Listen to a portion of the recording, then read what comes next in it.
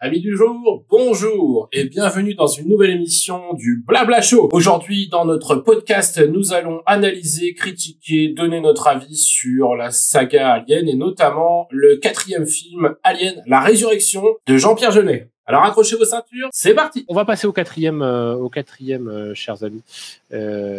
Quatrième qui, alors pour le coup, on se plaint que le 3 est décrié, alors le 4. Cocorico.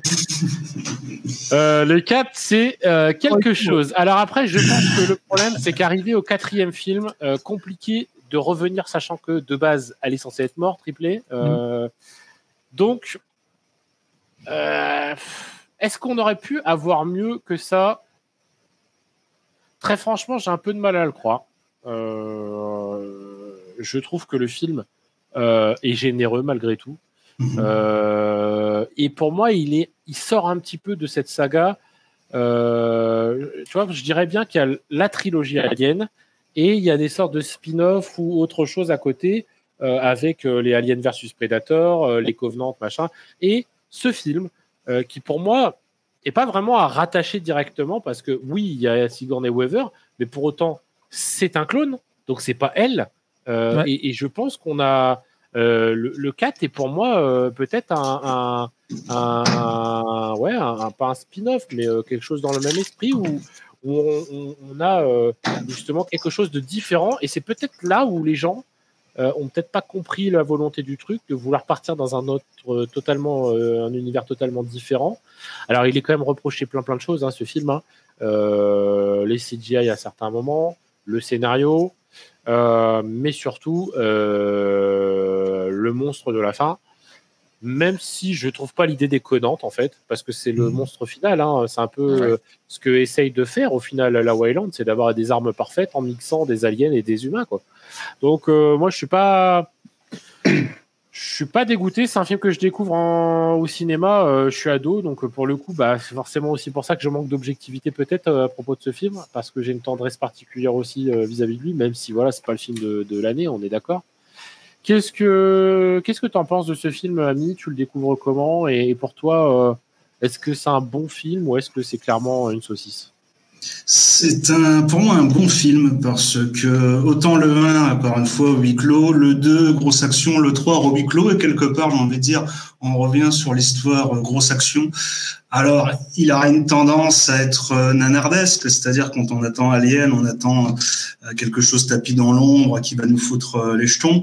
Là, effectivement, c'est une bonne porte d'entrée pour des jeunes de rentrer dans Alien parce que ça fait pas peur pour de rond. Bon, il y a quelques petites scènes, mais bon, voilà. J'arrive pas à dire que c'est le nanar de l'espace sur la série Alien, mais voilà, il respecte l'univers. Il refait revenir Sigourney Weaver en lui donnant d'autres caractéristiques. C'est plus comme c'est un clone. Elle est plus du tout dans son rôle maternel et autres. Elle est plus dans le côté prédateur maintenant. En essayant de se souvenir un peu de qui elle était. C'est plus le même rôle. C'est plus du tout le même rôle. C'est plus le même un clone. C'est un clone croisé de Predator et de Ripley avec quelques souvenirs de Ripley. Voilà, grosso modo, c'est ça, quoi. C'est ça. Et puis effectivement, il apporte encore quelque chose avec la dernière créature de fin, parce qu'il s'est dit, je suppose qu'il a dû se dire, bon alors l'autre il a fait un chien, l'autre il a fait une reine, qu'est-ce que je vais faire? Et je trouvais ça pas mal. Alors la première fois que je l'ai vu, j'ai un peu levé le sourcil en haut en me disant, j'aurais bien voulu quelque chose qui me prenne plus aux tripes, mais avec le recul, je me dis très très bon divertissement et c'est peut-être une bonne porte d'entrée pour les gens qui aiment pas trop l'horreur, qui veulent découvrir l'horreur, mais derrière un oreiller. Ça peut être une bonne porte d'entrée. Ouais, tout à fait. Flo? Alien 4, je l'aime bien quand même. Après, c'est vrai que quoi qu'il arrive, les films Alien ont chacun apporté un truc. Et comme c'était quand même des bons réals qui s'en sont occupés, chaque film avait quand même une patte spéciale. La patte Jean-Pierre Jeunet, on la voit clairement, que ce soit dans les plans, le fisheye sur certains personnages, ou même dans les acteurs, ou la couleur, les lumières, etc. Mais bon, déjà, il a apporté un truc qui nous permet d'avoir une petite private joke avec les copains. C'est le fameux « Combien il y en a ?» 12. 12 12. Et Ron Perlman qui se tourne vers l'autre qui fait 12. Le mec, ils disent 12, 72 fois dans le truc.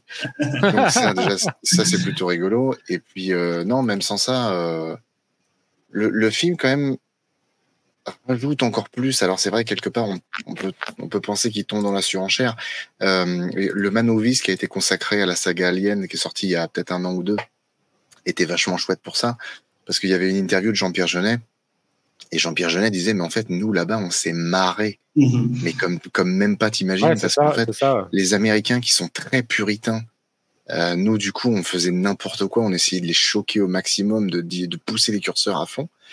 Et quelque part, ça a donné ce film un peu hybride entre, t'as de la comédie, t'as des trucs un peu nanars, et en même temps, il fonctionne parce que tu as toujours ce côté horreur, ce côté frisson, le côté un peu tendu, etc.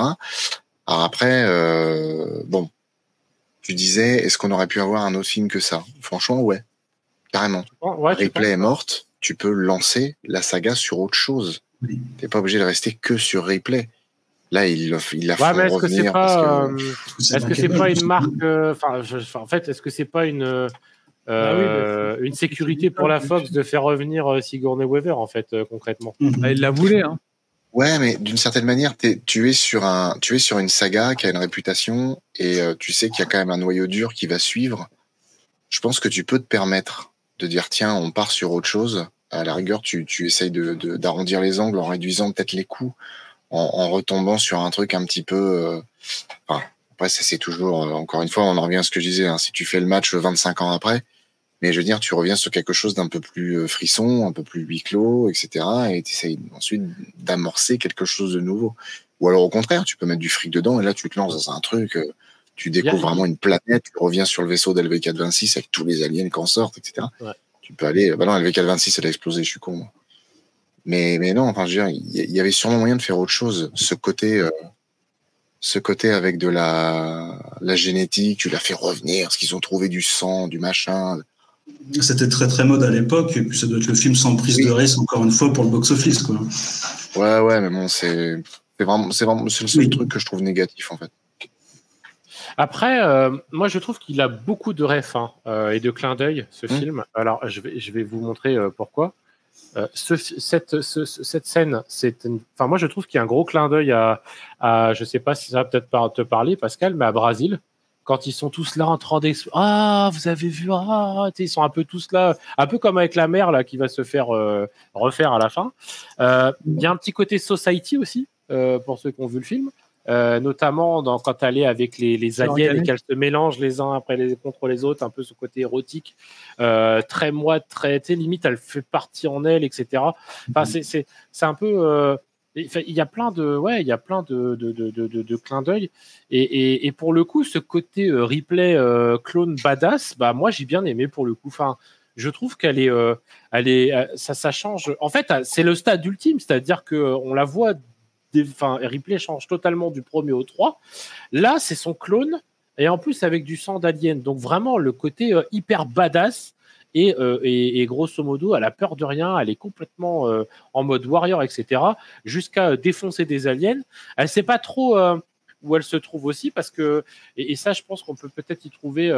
on va dire un côté critique de la société et du racisme, etc., justement sur les... Enfin, vous allez me dire, je vais loin, mais vis-à-vis des binationaux, etc., qui savent pas s'ils sont d'une nationalité ou d'une autre parce que des deux côtés ils se sentent rejetés. Enfin bref, il y a tout un tas de choses qui sont peut-être des trucs un peu à la française, des débats un peu à la française sur ce côté-là. Et en même temps, une volonté de vouloir marquer les esprits. Je sais pas si vous vous souvenez de la scène de la cuisine où c'est sous l'eau. Bah, elle est exceptionnelle. Enfin, c'est une scène de Barjot. Même quand il remonte à l'échelle ensuite et que y en a un qui va devoir se sacrifier pour sauver l'acteur français qui est censé être handicapé dans le film. Enfin, je trouve que franchement, enfin, les aliens sont quand même assez réussis. Au niveau CGI. Je sais pas, moi, il y a des scènes marquantes comme la scène, voilà, celle-ci où elle va faire la rencontre de l'alien, de l'alien un peu bizarre. Je sais pas, il y a des scènes quand même assez marquantes. Au début, quand Brad Dourif essaye d'apprendre aux aliens, voir comment ils apprennent avec l'histoire du bouton. et à la fin, pour que ça soit l'inverse, c'est lui qui se fait enlever et puis machin. Enfin, il y a tout un tas de trucs qui sont quand même assez sympas. Et bien sûr, après, ça part un peu en caricature, parce qu'il y a peut-être aussi une volonté de faire une sorte de caricature sur certains trucs, et notamment avec le général, là, qui se fait à la fin, quand il se fait défoncer, il fait ça, il regarde, il prend sa cervelle dans les mains. Enfin, voilà, il y a un petit côté Bad Taste ou Brad Pitt dans le truc. Enfin, c'est pour ça que je dis que ce film est vraiment un mélange de tout un tas de choses. Jeunet on voit qu'il a kiffé malgré tout le faire, parce qu'il n'est pas fan de la saga Alien au départ. Mais c'est un kiff d'aller réaliser un blockbuster aux États-Unis pour un petit Frenchie. Bah voilà, et le truc, on le voit qu'il a kiffé, quoi, clairement. Oui, il rend un bon produit, il a une belle copie à la fin. Même si elle n'est pas parfaite, elle reste encore une fois très généreuse. Et ça reste pour moi une partie, quoi. Et c'est ce que dit alors Maximien, c'est le premier film de l'ensemble de la quadrilogie qui est moins effrayant que les autres. Mais en même temps, quand tu arrives au 4e, les aliens, tu les connais en fait. Alors beaucoup lui ont reproché, c'est qu'on voit trop les aliens. Mais ouais, mais les aliens, on les connaît en fait. Donc t'as plus de surprise aujourd'hui. Donc en fait, Jeunet, il le savait ça. Donc il s'est dit, puisqu'on les connaît, je vais vous en mettre plein la gueule. Un peu comme Cameron a voulu le faire aussi dans un sens. Hein. Sauf que lui, il s'y prend beaucoup plus tôt dès le début du film, quoi. Donc là où il est malin, c'est ce que tu disais, Flo, par rapport aux yeux tout à l'heure sur Alien 1. Justement, on voit plein l'alien à tire-larigot dans le 4, et le dernier, donc l'hybride, il revient sur un truc de plus dérangeant, justement, avec ses yeux, où il y a un regard mi-humain, on ne sait pas trop ce qu'il pense. C'est assez dérangeant en ce moment-là. Alors, moi, je voudrais dire quand même mon avis sur le film. Vas-y, j'allais te demander justement comment tu l'as vu et comment. Et ouais. Non, moi je l'ai vu en salle de toute façon. Voilà, je l'ai découvert donc au cinéma, celui-là, comme le précédent. C'est un film pour moi hybride justement. C'est un film qui pour moi véhicule des bonnes choses comme des choses un peu moins intéressantes. C'est pas mon préféré, mais quand même je l'apprécie. Voilà, j'aime le voir parce que moi justement, contrairement à Flo, je trouve intéressant de faire revenir encore une fois le personnage d'Alien, mais de façon clonée. Parce que rappelez-vous quand même du contexte de l'histoire. Ils font revenir, ils clonent en fait, c'est dans un vaisseau militaire. Hein, ils clonent donc afin de récupérer la reine alien qui avait été implantée dans le 3, d'accord ? Donc le clone de Ripley conserve certains souvenirs et traits de l'original. C'est pour ça qu'ils font revenir, qu'ils veulent cloner Ripley. Mais son corps est mort, donc ils la clonent. Voilà. Après, je trouve que c'était une idée, pourquoi pas intéressante. Le fameux Alien qu'aurait souhaité Flo, c'est celui que Neil Blomkamp devait faire, mais qu'il n'a pas pu faire. C'était le fameux Alien 5. Voilà, celui que tu voulais voir, Flo. Je te le dis, c'était celui-là. Est-ce que vous y croyez encore d'ailleurs ? Est-ce que vous y croyez encore de ça ? Le fameux Alien de Neil Blomkamp qui a été tombé à la poubelle pour cette connerie de Covenant. Est-ce que tu crois encore à ça, Pascal ? Est-ce que tu crois encore à ce... Peut-être un jour un Alien 5. Le projet de Blomkamp. Le projet de Blomkamp. Ce qu'il avait fait, moi j'ai vu les croquis, ça avait l'air monstrueux. Hein. Ouais, ça avait l'air magnifique.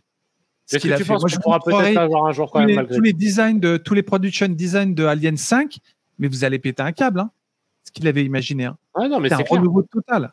C'est dommage. Neil Blomkamp avait tout le potentiel pour le faire, quoi. Et c'est vraiment dommage. Alors, moi, il y a une chose, Ami aussi, tu as dit la créature hybride. Alors, est-ce que vous vous rappelez de la fin avec cette créature hybride ? Est-ce que vous vous souvenez de cette scène où elle est presque comme une mère, parce que n'oubliez pas qu'elle a un côté, elle a des gènes aliens en elle, Ripley, d'accord, en tant que clone. Elle est à la fois humaine et alien. C'est pour ça qu'elle a ce côté attendrissant envers l'alien hybride, rappelez-vous. Sauf qu'à la fin... oui, mais à la fin, vous avez vu comment il meurt, l'alien hybride ? Moi, ça me fait presque de la peine pour lui. Il meurt à travers un trou dans le vaisseau qui l'aspire à l'extérieur.